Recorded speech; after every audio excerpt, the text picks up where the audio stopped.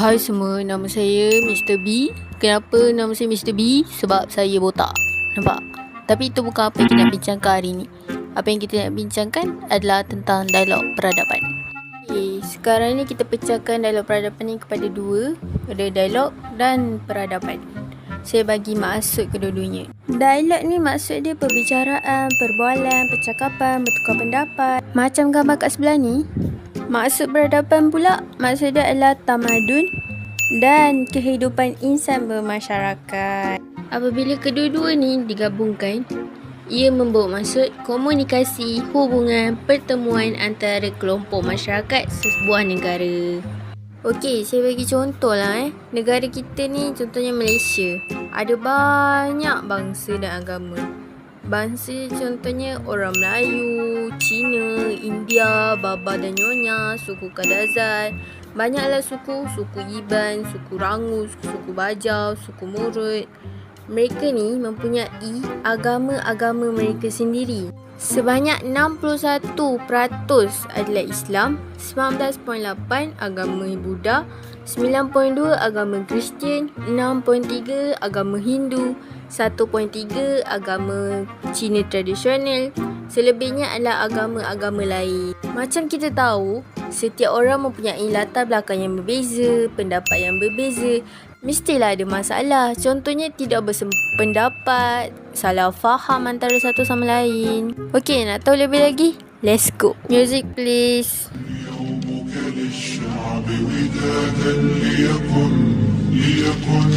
ليكن حبك للأرض بداد ليكن يومك للشعب ودادا ليكن حبك للأرض مداد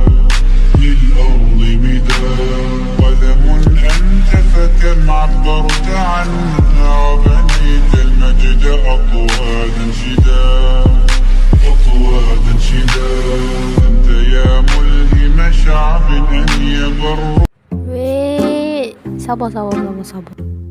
Okey, berkenaan apa isu saya cakap ni, kita ada kesan negatif dia. Antara dia pegangan agama longgar dan nilai murni bangsa luntuh diganti dengan nilai-nilai barat yang bersifat hedonistik.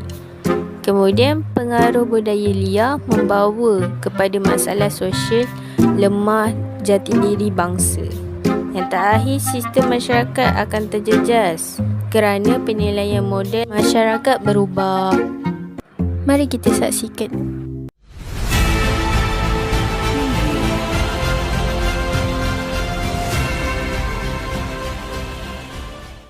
Okey guys, jom kita pergi ke kepentingan. Yang pertama, untuk memahami beberapa persamaan atau nilai-nilai yang terdapat pada pelbagai agama, kerana dengan cara tu, hubungan antara pelbagai pihak akan menjadi akrab. Seterusnya, saling kenal mengenali dan menjalinkan hubungan baik, bukannya serang-menyerang atau fitnah sesama sendiri. Dengan itu, setiap kaum dapat mengenal pasti kelemahan dan kekuatan serta dapat memperbaiki diri sesama sendiri. Seterusnya ialah isu penggunaan kalimah Allah. Sekejap. Assalamualaikum warahmatullahi wabarakatuh. Hai. Okey, saya ni watak baru. Tadi tu kawan saya. Dia macam kurang sikit kan? Okey. Saya sambung cerita pasal isu penggunaan kalimah Allah. Nama Allah ialah nama khas yang merujuk kepada Allah yang Maha Esa, iaitu Tuhan sekalian alam, yang wajib disembah oleh orang-orang Islam. Lafaz Allah ini ialah lafaz Al-Quran dan tidak boleh diterjemahkan ke dalam mana-mana bahasa. Ialah kita, kalau dalam bahasa Melayu pun, nama Allah, kita cakap Allah. Kalau dalam bahasa Inggeris pun Allah, kita akan cakap Allah. Betul tak? Okey. Sampai situ, faham? Seterusnya ialah pemahaman terhadap nama Allah mestilah seperti berikut. Bukan calang-calang tak nama Allah. Okey. Yang pertama, ialah sesuai dengan landasan iman. Sesuai dengan landasan iman? Ya, betul. Sesuai dengan landasan iman. Nama Allah ini perlulah kita sebut dengan jelas dan betul-betul. Kita janganlah sebut Allah. Yang tu tidak sesuai dengan landasan iman yang betul. Kita perlulah sebut dengan baik dan jelas, iaitu Allah. Okey, seterusnya ialah nama Allah ini kita wajib pelihara kesucian dan ditegaskan di dalam akidah Islam. Isu nama Allah ini perlulah kita titik beratkan dan perlu kita pelihara kesucian nama Allah kerana ini ialah Tuhan kita yang kita sembah. Dan jika kita lihat atau dengar mana-mana pihak yang menggunakan nama Allah ini dengan secara tidak betul, kita perlulah tegur dengan sekeras-kerasnya kerana ia melibatkan akidah kita, iaitu akidah orang Islam. Okey, seterusnya ialah nama Allah ini telah bebas daripada segala tafsir yang merujuk syirik atau unsur syirik yang menyekutukan Allah. Apa yang nama Allah ini berkaitan dengan tafsir atau unsur syirik yang menyekutukannya? Okey, penggunaan nama Allah ini perlulah digunakan untuk orang umat Islam sahaja dan di dalam kitab-kitab Al-Quran atau hadis atau apa-apa kitab ilmu. Kita tidak boleh menggunakan nama Allah ini dengan sewenang-wenangnya. Lebih-lebih lagi pada orang bukan Islam yang mahu menggunakan nama Allah ini sebagai sahaja-sahaja kepada mereka. Faham, okey? Seterusnya ialah antara isu-isu penggunaan kalimah Allah yang berlaku di Malaysia. Okey, yang pertama, kalimah Allah ini pernah dicemari provokasi memanggil umat Islam lembu. Sangat biadab, bukan? Betul, sangat biadab. Ini ialah saya dapat daripada Keratan Akhbar suatu ketika dahulu. Yang kedua ialah restoran bukan Islam menggantung kalimah Allah dan Nabi Muhammad SAW. Kenapa mereka menggunakan kalimah Allah dan kalimah Nabi Muhammad SAW semata-mata untuk mengaut untung? Tidak berakal, bukan? Allahu Akbar. Okey, seterusnya ialah hukum nama Allah. Penyalahgunaan nama Allah oleh orang bukan Islam tidak boleh dimasukkan di bawah hukum taklifi kerana mereka tidak dikira sebagai mukallaf. Apa itu mukallaf? Mukallaf ini bukan sebahagian daripada orang Islam. Okey, seperti dalam surah Al-Kafirun, iaitu ayat yang ke-6, A'udzubillahi minasyaitanirrajim, lakum dinukum waliyadin, yang bermaksud agama kamu ialah agama kamu dan agama aku ialah agama aku. Jadi penggunaan insya Allah ini adalah sesuai dan boleh digunakan dalam agama Islam sahaja dan digunakan untuk umat Islam sahaja.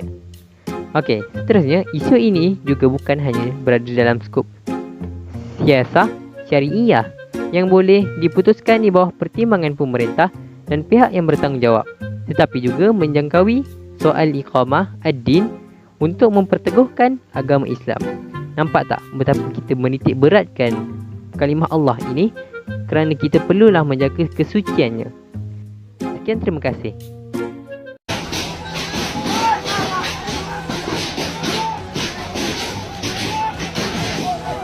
Myanmar dibakar iaitu insiden keganasan kedua dalam tempoh seminggu.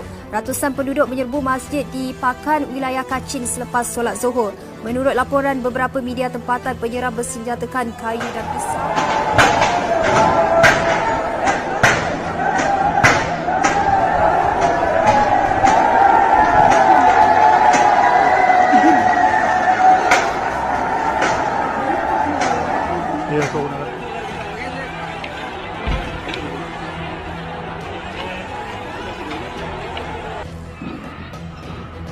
Nampak tak semua tu?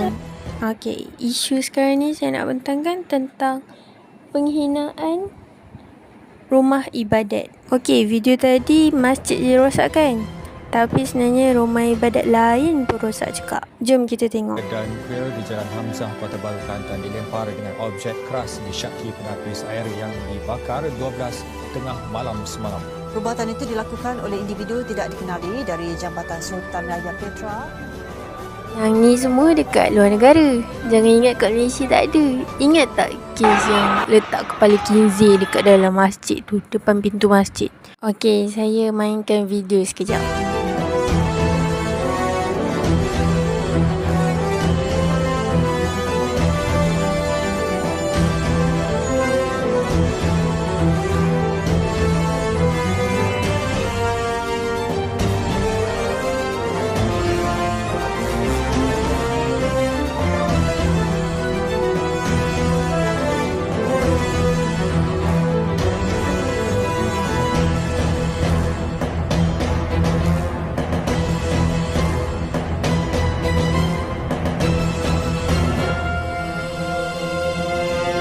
Rasa-rasanya kenapa diorang sanggup buat macam ni Confirm lah. Yang pertama, sengaja mencetuskan provokasi. Provokasi tu apa? Provokasi tu perbuatan yang akan membangkitkan kemarahan. Yang kedua, diupah oleh pihak tertentu untuk mengugat keharmonian antara kaum di Malaysia. Confirm lah, dengan duit semua boleh jalan. Yang ketiga, untuk mengalihkan isu besar yang berlaku dengan cara menyentuh sensitiviti kaum di Malaysia. Okey, dalam surah Al-An'am ayat 108, larangan menghina agama Islam dan janganlah kamu memaki sembahan-sembahan yang mereka sembah selain Allah, kerana mereka nanti akan memaki Allah dengan melampaui batas tanpa pengetahuan. So, kalau kita nak hidup harmoni, kita kenalah saling menghormati antara satu sama lain. Sebab itulah penting dialog peradaban ni dekat Malaysia dan negara. Sekian, terima kasih daripada kumpulan saya.